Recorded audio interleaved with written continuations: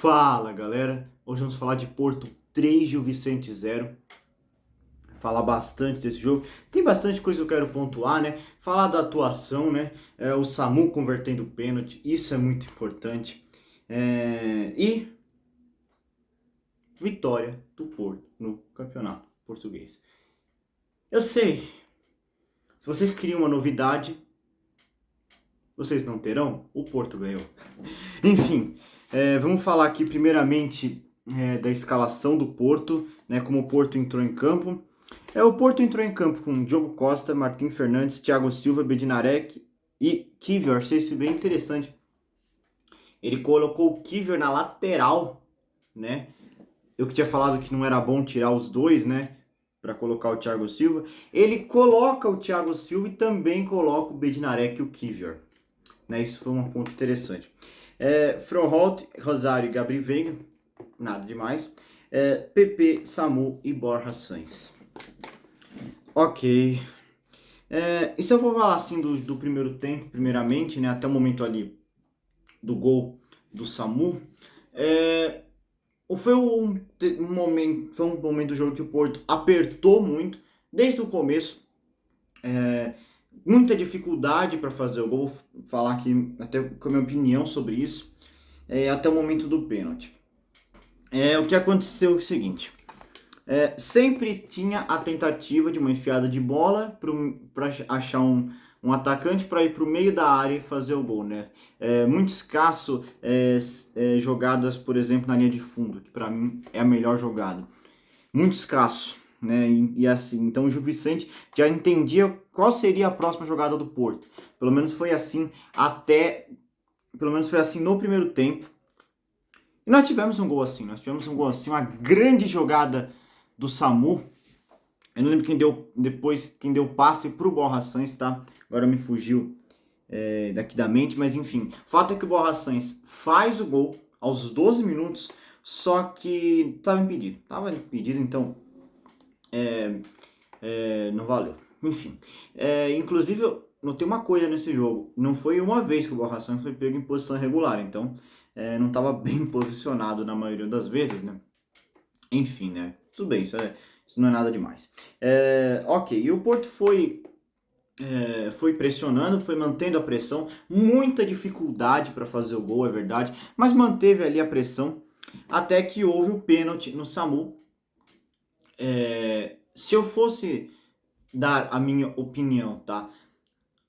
Eu acho que sim, pode falar, mas o Samu forçou. Tá, mas houve um puxão, né? Houve um puxão.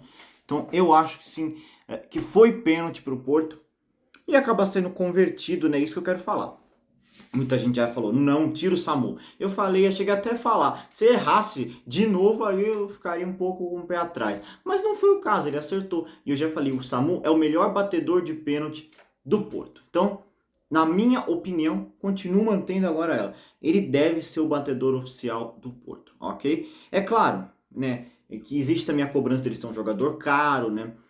Por exemplo, não vai cobrar a mesma coisa, sei lá, do Rodrigo Mora, que é da base, né? Entendeu? Então, assim, depende, né? O Samu, ele deve ser realmente exigido. Mas, assim, no quesito bater pênaltis, ele é excelente, galera. Ele é excelente. Tem até a força física, né? Você precisa ter força física também para ser um batedor de pênalti, né? Para botar força na bola e tudo mais. A gente sabe que o Samu tem a força física, né? Enfim. Mas foi basicamente isso no primeiro tempo. Depois que o Porto faz o gol, dá uma murchada, tanto ali depois do gol, quanto ali no início, até os meados ali do segundo tempo, dá uma boa murchada, né, o Porto. Ficou observando o Gil Vicente jogar. O Gil Vicente não fazia muita coisa, só que parecia que o Porto ia sentar no resultado, inclusive. Aí nós tivemos duas substituições. Aos 61 saiu o Gabriel Veiga, entrou o Rodrigo Mora. E também no mesmo momento ali, Borja Sainz sai, entra o William Gomes.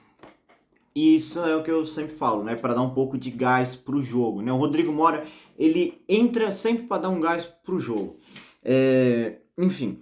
E aí o lance que eu quero destacar é que teve aos 67 uma falta do Gil Vicente. Essa falta acabou indo na trave e eu tô destacando esse lance não só porque eu, por exemplo, vi o quanto o Gil Vicente não tava brincadeira. Que eu acho que mostrou para os jogadores do Porto que a situação que o Gil Vicente não tava brincadeira, né? Então, o Porto, depois dessa falta, ele começa a pressionar. Ele começa a pressionar, e aí eu posso destacar alguns lances, né?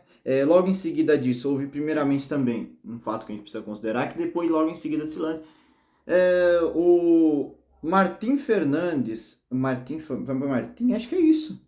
Acho que é isso, não notei errado aqui, é Martim Fernandes, jogador do Gil Vicente. Ele fez uma falta gravíssima no Thiago Silva, gravíssima, tem um pontapé ali na região do peito, gravíssima, uma expulsão correta. Isso mudou também o jogo, né? O Porto já havia entendido que precisava ir mais para cima, porque o Gil Vicente iria continuar pressionando e o Porto poderia acabar tomando até um empate em determinado momento. Ainda teve a expulsão, né? Aí aos 72, teve o lance ali que o Rodrigo Mora recebe a bola do William Gomes, que lá um lançamento pro alto, ele cabeceia e vai para fora. Isso aos 72. Aos 74, o Rodrigo Mora mandou em cima do goleiro. Aos 75 foi o gol do Martim Fernandes. Ali uma jogada, aquela jogada que o jogador acha espaço, né? Inclusive o jogador 4 ali do Gil Vicente, o Martim Fernandes chutou, a bola passou embaixo das pernas dele, foi pro gol.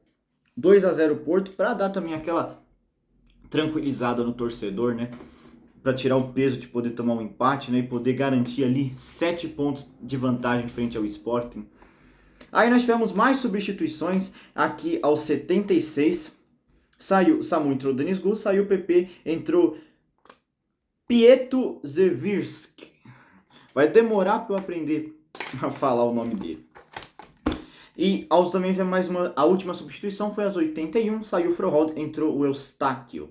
E aos 85, que foi o gol do William Gomes, que inclusive foi uma grande jogada. Por quê? Porque ele sai ali, mais ou menos ali um pouco mais para frente do meio de campo, ali no começo do campo de ataque, e ele recebe a bola do Rosário e ele sai driblando todo mundo ali num contra um, faz o gol, belo gol do William Gomes, e só não teve para fechar com chave de ouro, que foi aquele lance do Rodrigo Mora, hein, galera, que ele meteu uma de letra assim, de calcanhar para trás, só que aí o Denis Gu mandou em cima do goleiro. Pô, Denis Gu, sabe o que o Denis Gu tinha que ter feito naquele lance? Uma cavadinha. Se fosse uma cavadinha, gente, não.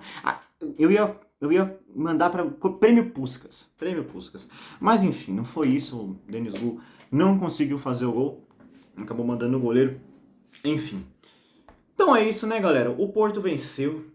Se você queria uma novidade, você entrou no vídeo errado. Por quê? Porque o Porto vence de novo. 19ª vitória dos 20 jogos. Não, calma aí. É isso?